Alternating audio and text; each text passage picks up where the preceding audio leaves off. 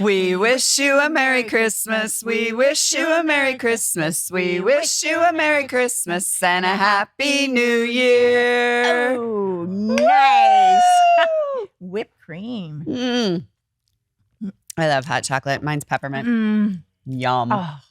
Oh, mine's just whipped cream. Yours is just whipped cream. I'm just going full measure. It's Christmas. Well, it's Christmas. Merry Christmas, you guys. Yes. We're so excited that you have taken a little bit of time out of your Christmas day to spend with us. Absolutely. And I don't know if you're doing it later on, before presents, after breakfast. Doesn't matter. Doesn't matter. It's Christmas. Doesn't matter. You're here. Yeah. We're in our jammies. Yeah. And we're matching. I got my Christmas vacation jammies, and our jammies happen to match, which was awesome. So, what do you think? Shall we get into the reading? I think we should start. Okay. We get such fun verses. We do. Yeah. We do. Yeah. Well, really, we start out well. What'd you get out of Zechariah? Zechariah was awesome just because Zechariah, he's this young guy. And he's just giving hope because he keeps talking about all this bad stuff that's happening. But at the end, it is hope. And I think we just have to concentrate, especially being Christmas. We are concentrating on being hopeful. And he gives it to us. And so much restoration. Yes. I felt like his was a lot of restoration. And anything is possible with God. Yes. He's talking about this is the small remnant. You are a small remnant, and you don't think I can build you back into this great nation. But anything is possible. And he tells them, anything is possible for me. Yes. I loved in Zechariah when he keeps showing this big thing, the hosts, what does he say? He's saying the Lord of hosts. The Lord of hosts. It is the God of his armies, and he is going to make it happen. Yeah. And that is it's such a hopeful thing that he is in control. Yeah. We aren't. He is.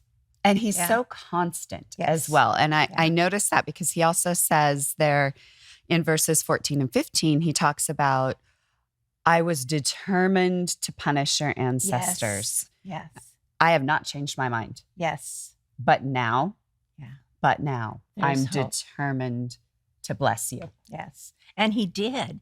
And when even in Zechariah, when he's talking about earlier where he says, the streets will be full of old people and young people, and they'll be together and they'll be rejoicing. And that's his promise to us. Right. Yeah. And what a perfect promise for Christmas Day. Absolutely. We are rejoicing. I was encouraged by that. We are rejoicing. So then do we even talk about Revelation? I'm thinking, how do you feel about Revelation today? I like Revelations, knowing that hope in the end, he is going to return for us. Just like he's here this morning. He's here as a new baby, but he's returning for us. But all the other stuff, it's like, it's Christmas. It's Christmas. Do we want to talk about it? I don't want to talk about it. I don't want to talk about it. I think it's fine. I think that works. What about Proverbs? All the strutting. Oh my goodness. So Proverbs, I'm not sure what's happening with all that. I mean, it takes, what are they talking about? When they're talking about the strutting with the rooster or the Dalmatian, no, it wasn't a Dalmatian. Greyhound? Was it a greyhound? And there was a goat.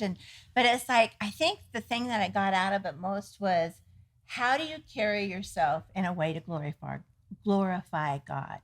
Do you want to be strutting around and other people seeing you strutting, or do you want to be humble before God? And he is the one that needs to strut before us. Oh, and body language is so important. So even just having that open, welcoming, inviting body language. Yes, absolutely. I love that that's what you got out of that. Yeah. I love that. I had to search for that one. I know, because I was like, strutting. Okay, there's a lot of strutting animals. Okay. And then they kept changing the animals around, but it's like all of those. You need to be strong for the Lord, but you still need to be humble. Yeah, humble and gentle. I love it. You notice we did these out of turn, and there's a reason. Yes. Let's talk about Psalms. Psalms. I love Psalms. I know people either love it or they don't. We just love the way that David is able to share all that bad stuff when he's really before the Lord and just throwing it all in his face, and then just praising him the next minute. That those two You got to love David. extremes. David is here Or way or over there. here. Yeah. You know, he's kind of up and down, Yeah. but he's always steadfast Yes. Yes. and he brings always it- in his praise of the Lord. Yeah. And he's always bringing it to God because we're not in control. Yeah. He is. He is. And Yeah. so here's what I picked out of Psalms. And I really, you guys, this is my prayer for you for the year. We're heading into the new year. It's Yeah. Christmas. New Year's Days is just away. around the corner. In verse 12, if you read all of verse 12, I'll let you do that on your own, but that is my wish for you. It's basically that you remember to praise God through this year, that your family is strong and your children are strong and faithful, and that your life is filled with prosperity and joy. And all that talk Yes. about, filling the barns over and over and the Yeah. joy of the Lord and all of that. And I love how his mercies are new every single morning. Every single morning, there's a new song. And all we have to do is go and be in the Word, and we see that. And if we can do that every single day, that's what we need to be doing, is filling up our barns full of God's love and his Word. Then we've got it. Absolutely. Yeah. Absolutely. That I don't is- think there's anything more to say No. than that. That's our Mhm. prayer for you. Mhm. Joy, love, prosperity. And a Merry Christmas. Merry Christmas, you guys.